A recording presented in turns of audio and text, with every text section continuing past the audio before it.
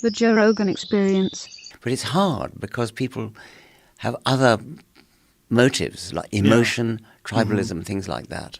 Well, people find great comfort in these belief systems. It gives them sort of, I've often said that it gives them some sort of like a scaffolding for their, just their structure of the world, their ethics, their morals.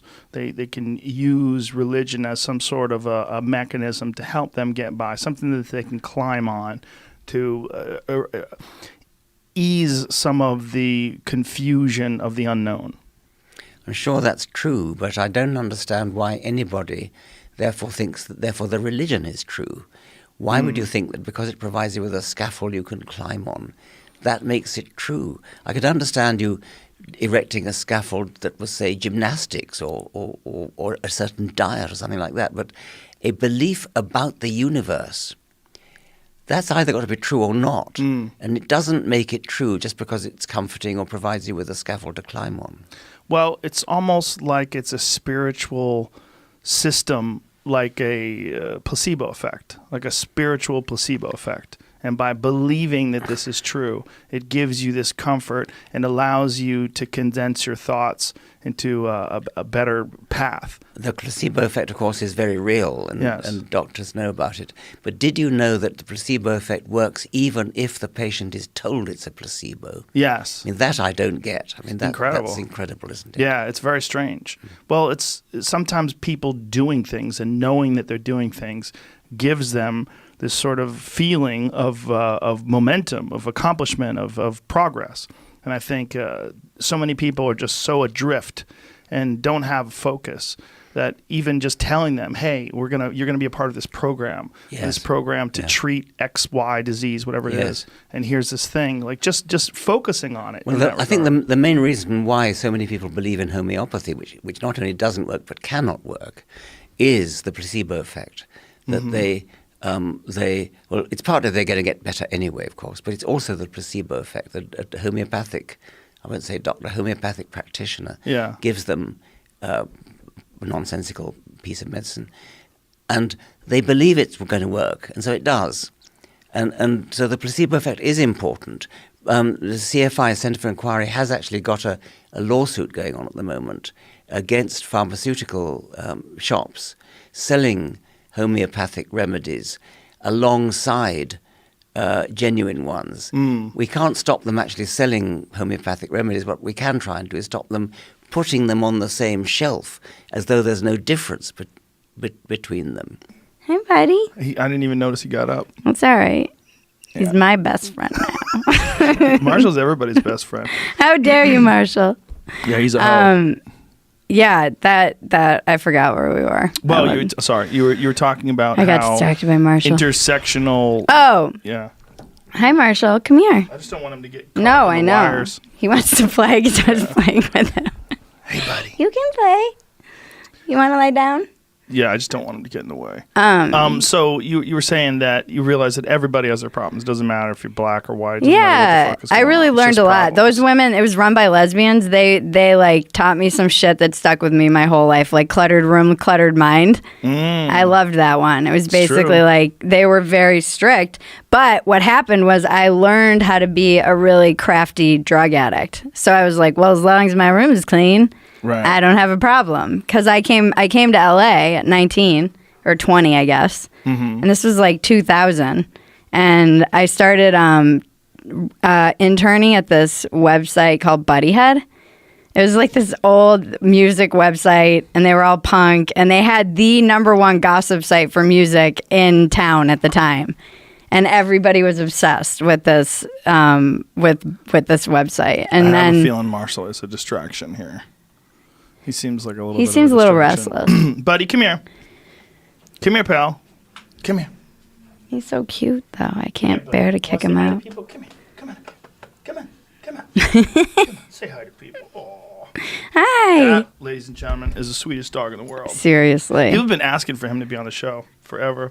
He'll do the rounds. He'll go to you. Hi, what are you doing in here? He'll go to you. He'll get pet. Then he'll go to Jamie. He'll get pet. But I just don't want him to interrupt the conversation. No. It's a little bit of a distraction. That's fine. I'm all over the place. And I don't want him to yank any wires out either. Hey, he's going to Jamie now. Told you. Doing the rounds. That's what he does. They're such like love sluts. Yeah. It's amazing. Goldens are love sponges. So is my boxer. She'll go sleep from one bed to another to another. She gets all the love. Well, he's not allowed to sleep in beds. Yeah, that's smart. But he's very loved. It's just that I've never had a dog like that before. They're just so different than any other dog I've ever had.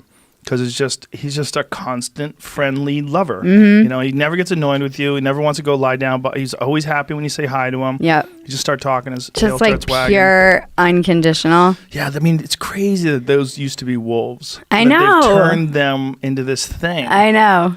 But for average people, right, this is academic. That's not your primary threat. Your primary threats are these bulk collection programs. Your primary threat is the fact that your phone is constantly squawking to these cell phone towers. It's doing all of these things because we leave our phones in a state that is constantly on. You're constantly connected, right? Airplane mode doesn't even turn off Wi-Fi really anymore. It just turns off the cellular modem. But the whole idea is we need to identify the problem.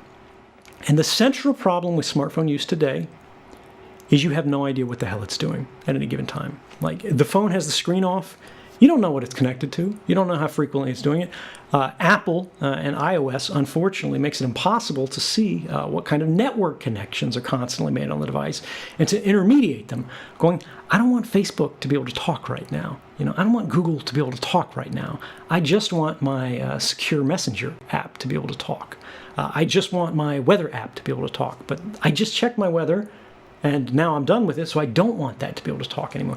And we need to be able to make these intelligent decisions on not just an app-by-app basis, but a connection-by-connection basis, right? You want, let's say you use Facebook, because, you know, for whatever judgment we have, a lot of people might do it. You want it to be able to connect to Facebook's content servers. You want to be able to message a friend. You want to be able to download a photograph or whatever, but you don't want it to be able to talk to an ad server. You don't want it to talk to an analytics server that's monitoring your behavior, right? You don't want it to talk to all these third-party things because Facebook crams their garbage into almost every app that you download, and you don't even know what's happening because you can't see it, right? And this is the problem with the data collection use today, is there is an industry that is built on keeping this invisible. And what we need to do is we need to make the activities of our devices, whether it's a phone, whether it's a computer, whatever, more visible and understandable to the average person, and then give them control over it. So, like, if you could see your phone right now, and at the very center of it is a little green icon that's your, you know, handset, or it's a picture of your face, whatever, and then you see all these little spokes coming off of it. That's every app that your phone is talking to right now, or every app that is active on your phone right now, and all of the hosts that it's connecting to. And you can see right now, once every 3 seconds, your phone is checking into Facebook, and you could just poke that app, and then boom, it's not talking to Facebook anymore. Facebook's not allowed. Facebook's speaking privileges have been revoked, right? You would do that. I think I have a very peculiar biology that demands a certain amount of exertion. Yeah, me sure. Personally. And I have friends like that. I mean, I have lots of friends like, man, if I don't run every day, I feel like shit. I'm like, running's very addictive, though. I feel fine. Yeah, you get used to it. There's a high that you get from running that's really interesting. And any long-term cardiovascular exercise, you get this. It's like we did, you know, last October, we did the Sober October thing where we had this crazy fitness challenge. So all of us were doing cardio like 5 hours a day, like really crazy amounts of cardio. And one of the things that Tom Segura and I both agreed on is like the amount of internal chatter dissipates to zero. Like you have no anxiety. It goes, I didn't realize I had any anxiety until that happened. And then I was like, God, it goes to zero. It goes to nothing. Like when you do like 5 hours on a treadmill or you just running, just run for when it's done, man, there's this like peace of mind that comes with that. This release of endorphins that's incredibly addictive because that feeling is so pleasing. So it's not that it doesn't feel good to get out of bed and to just push when you don't want to, but the end result feels amazing. It does feel really good. I wonder if there's any research looking into whether that effect happens universally. Because I've worked out, I've run. There were times in my life I've never gotten a runner's high. No. Never. I get my teeth hurt, my knees hurt, my back hurts. I feel my brain, bouncing around in my skull. I'm half a mile into it and I'm like, fuck this. This doesn't feel good. You have to get in shape first.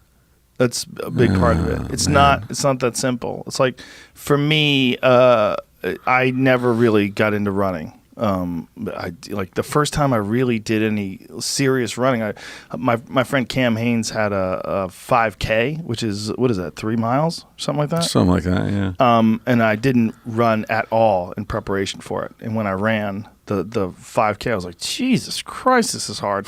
Like and there was no good feeling at all. Yeah. It's running on concrete and shit. And right. In Vegas, it's gross. Oh, in Vegas. Just smelling sin in the air. And, but when it was over, I was like, okay, obviously, I'm in good shape, but not in good running shape at all. So I should probably get in shape for this. So then I started running. And then when I got into running, and particularly running hills, then I started feeling it once I kind of got in that kind of shape. And then when the workouts are over, like I run all the time now. And when it's over, I just have this. Yeah, you and Marshall are doing your thing. It's great. Yeah, I fucking and he loves it too. There's a crazy bonding experience with that dog, because he loves it. Now, many things happened after that I was able to use that. Like I became, when I was stuck on A Beautiful Mind because it wasn't cinematic, I thought, well, how can I make it cinematic? And I thought, Veronica de Negre, she lived in an alternate reality. Well, that's exactly, involuntarily, what a schizophrenic has to do. They live in alternate realities. So in the movie A Beautiful Mind, to make it really compelling, we started in an alternate reality and made it a thriller and realized, oh my God, there's this epiphany, and you realize that was not even reality, right? And that's what blew people's minds, and that's why the movie kind of worked, because it drew you in so deeply into this character that it became like this subjective experience that every audience member could feel, like the pain of that and the insanity of what that must feel like. That was another brilliant movie. Oh, thank you. I love that movie. When you say make it cinematic, what do you mean by that exactly? Well, Ron and I realized that Ron Howard, who directed it and won an Oscar, and we realized that in order to make it really interesting, you have to understand the mind of a schizophrenic. So therefore, you have to see somebody's mind. Mm-hmm. How do you see somebody's mind other than just graphically, or like through graphic design and we thought that's not very interesting. Like the insertion of graphic design or voiceover narration, that makes it kind of a documentary. So, but we thought but if you could have an entire story, kind of with the military and paranoia and all that, that's exactly one of the dimensions or realities of a schizophrenic's mind. So you get to film it with other actors and other people, and that's why I mean when I say cinematic. So basically, when you're seeing the 25 minutes of living in this alternate reality with Ed Harris and all that stuff, craziness, it blows your mind as an audience, and then you reflect later like, wow, that wasn't even real, and wow, is that guy really going to come back? And, you make it seamlessly cinematic with the rest of the narrative of him trying to cope with schizophrenia itself.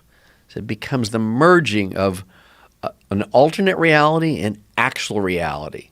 And the actual reality is when you watch him in that level of pain and just trying to survive, like cope with meds and the wife. And then we found the way to make it, kind of work triumphantly, because it was love that was the most powerful force. It was that one person decided to stay with this other one person. The wife, Alicia, stayed with John Nash.